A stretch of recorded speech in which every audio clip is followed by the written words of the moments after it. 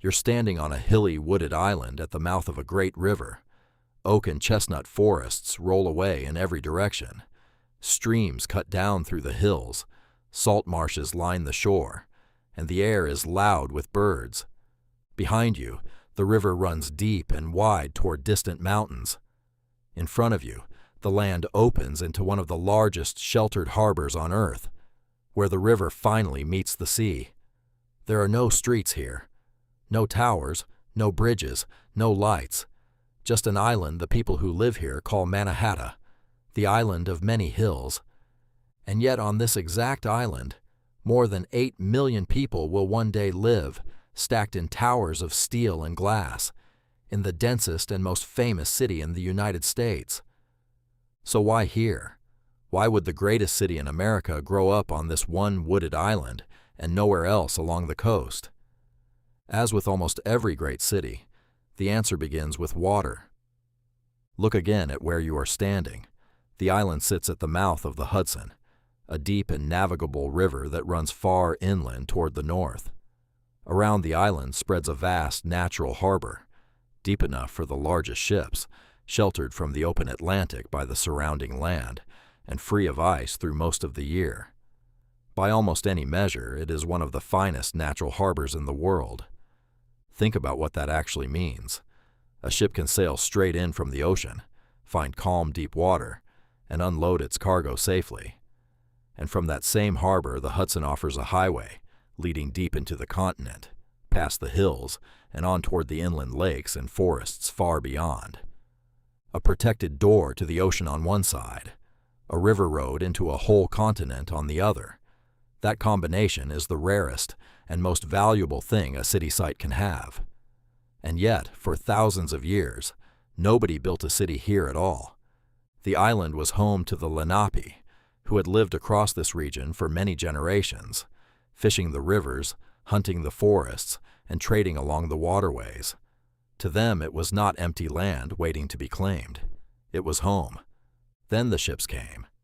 In 1524, an Italian navigator named Giovanni da Verrazzano, sailing in the service of France, became the first European known to enter the great harbor, though he did not stay.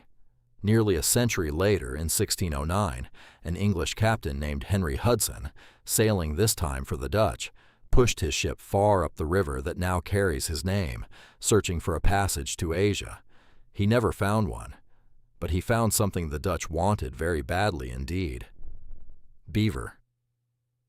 In the cold forests up the river lived beavers, and in Europe, beaver fur made the most fashionable hats money could buy. So the Dutch came here not for farmland or gold, but for fur. Around 1624, they set up a trading post, and soon after they founded a small settlement on the southern tip of the island and named it New Amsterdam.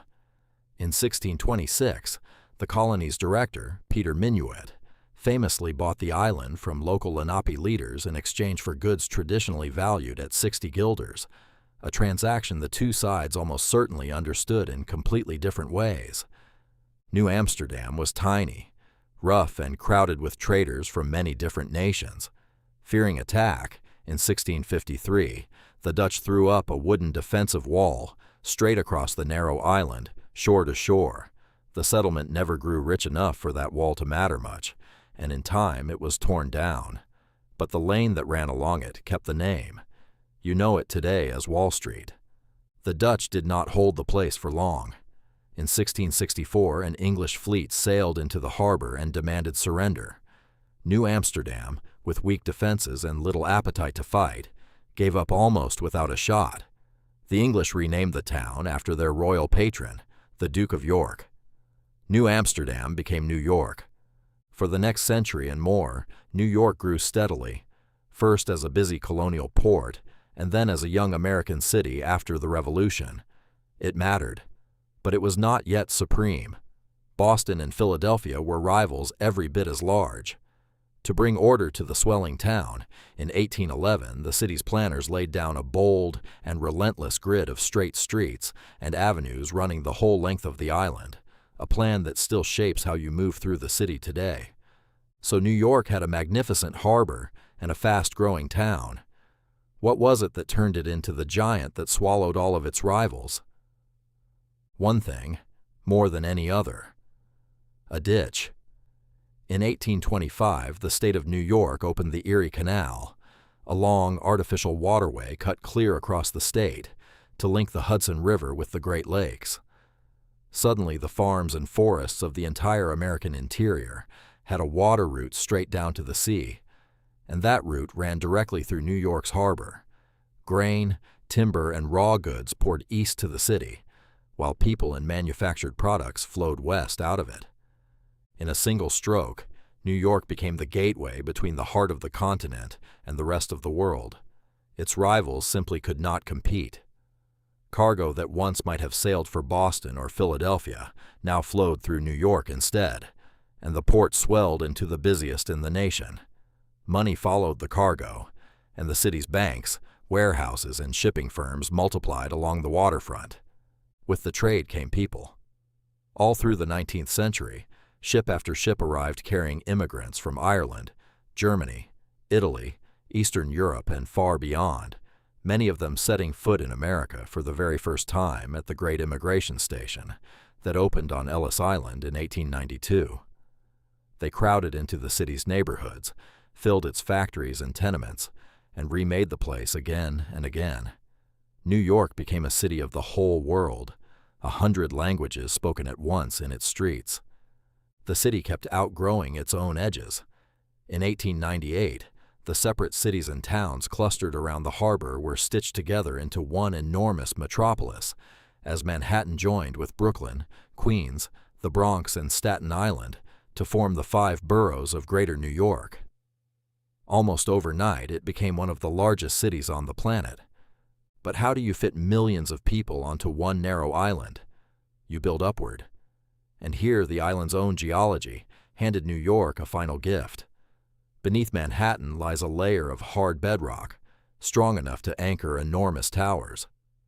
The Brooklyn Bridge had already leapt across the East River in 1883.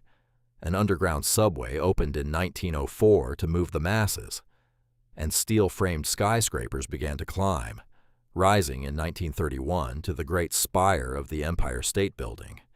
The island of many hills had become an island of man-made mountains. Today, more than 8 million people live within the city itself, and around 20 million across the wider region that spreads out from the harbor.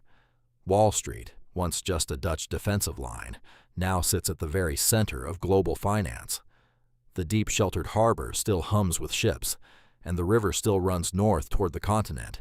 It first opened up 4 centuries ago. You're standing on a hilly island at the mouth of a great river. Around you now rise canyons of steel and glass instead of oak and chestnut, and the old streams have long since vanished beneath the relentless grid. But the harbor is still there, deep and sheltered, the same door to the ocean it always was.